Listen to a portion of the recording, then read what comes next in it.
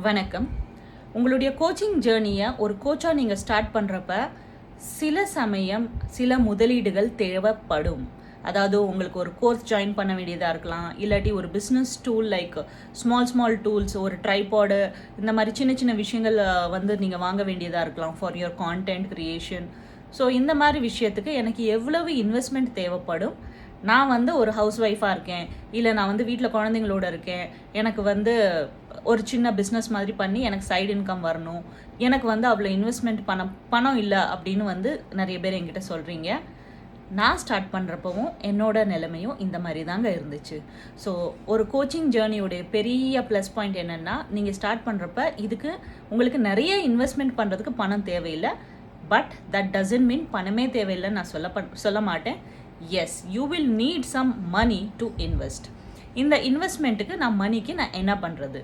So you can ask your husband, உங்கள் life partner, or your father, or your brother, உங்கள் ஃபேமிலியில் இருக்கிற, or your mother, sister, anybody in your family who can support you. கொஞ்சமாக பணம் வந்து உங்களுக்கு support பண்ணுறதுக்கு என்னென்ன சோர்ஸஸ் இருக்குன்னு ஃபஸ்ட்டு லிஸ்ட்டு போடுங்க. யார்கிட்ட நான் எவ்வளவு பணம் கேட்க முடியும்? ஒரேடியாக ஒருத்தர்கிட்டயே உங்களால் நிறைய பணம் கொடுக்க முடிஞ்சாங்க அவங்களுக்கு, தட் வில் பி கிரேட். அப்படி இல்லைன்னா ஒரு பேர்டன் இல்லாமல் எல்லார்கிட்டையும் கொஞ்சமாக பணம் வாங்கி உங்களுடைய கோச்சிங் ஜேர்னியை நீங்கள் ஸ்டார்ட் பண்ணுங்கள். கோச்சிங் ஜேர்னியோடைய பியூட்டி என்னென்னா, உங்களுக்கு ஒரேடியாக அவ்வளோ இன்வெஸ்ட்மெண்ட் தேவைப்படாது.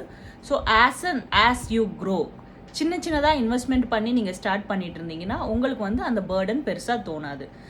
அண்ட் நான் வந்து எல்லாருக்கிட்டையும் பணம் வாங்கிட்டேன், நான் 6 monthsலேயே இவங்களுக்கு நான் ரிட்டர்ன் பண்ணணும் அப்படின்னு சொன்னால் ப்ராக்டிக்கலி கொஞ்சம் டிஃபிகல்ட்டாக இருக்கும். So what I would advice is, உங்களுடைய பிஸ்னஸ் அக்கௌண்ட்டை செப்பரேட்டாக வச்சுக்கிட்டு உங்களுக்கு வர இன்கம் அண்ட் எக்ஸ்பென்சஸை அந்த அக்கௌண்ட்லேருந்து செப்பரேட்டாக பண்ணுங்கள். உங்களுடைய பர்சனல் இன்கம் அண்ட் எக்ஸ்பென்சஸையும் பிஸ்னஸ் எக்ஸ்பென்சஸ் அண்ட் இன்கமையும் ரெண்டையும் மிக்ஸ் பண்ணிக்காதீங்க. ஸோ தனியாக இதுக்கு ஒரு அக்கௌண்ட் வச்சு எல்லாருக்கிட்டையும் கொஞ்சமாக பணம் வாங்கி அதை இன்வெஸ்ட் பண்ணி உங்களுடைய கோச்சிங் ஜேர்னியை ஸ்டெப் பை ஸ்டெப்பாக இம்ப்ரூவ் பண்ணுங்கள். இன்னொரு மெயின் விஷயம் வந்து நான் வந்து அடிக்கடி கோச்சஸ் கிட்ட இருந்து கேட்குறது, ஒரு 2 கிளைண்ட்டுக்கு வந்த உடனே ஒரு 10,000 ஒரு 12,000 அவங்க கோச்சிங் ஃபீ வாங்கியிருப்பாங்க.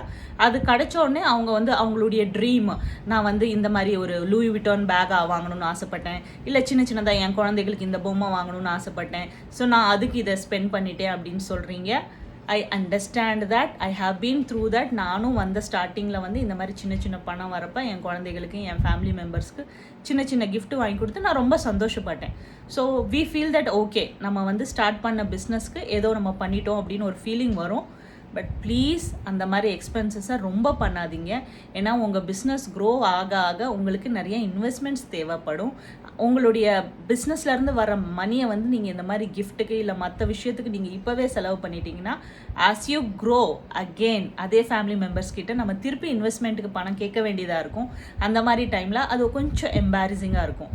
ஸோ ஸ்டார்டிங்கில் give your self enough time. அந்த பிஸ்னஸில் வந்த பணத்தை கொஞ்சம் அந்த இடத்துலையே வச்சுருங்க. அதை எடுத்து மற்றதோட மிக்ஸ் பண்ணிடாதீங்க. உங்களுக்கு இருக்கிற சின்ன ஆசைகளை முடிந்த அளவுக்கு கொஞ்ச நாளைக்கு போஸ்ட்போன் பண்ணுங்கள். உங்களுடைய பிஸ்னஸ் ஸ்டெபிளைஸ் ஆனப்புறம் அந்த பணத்தை நீங்கள் உங்களுக்காக யூஸ் பண்ணிக்கலாம்.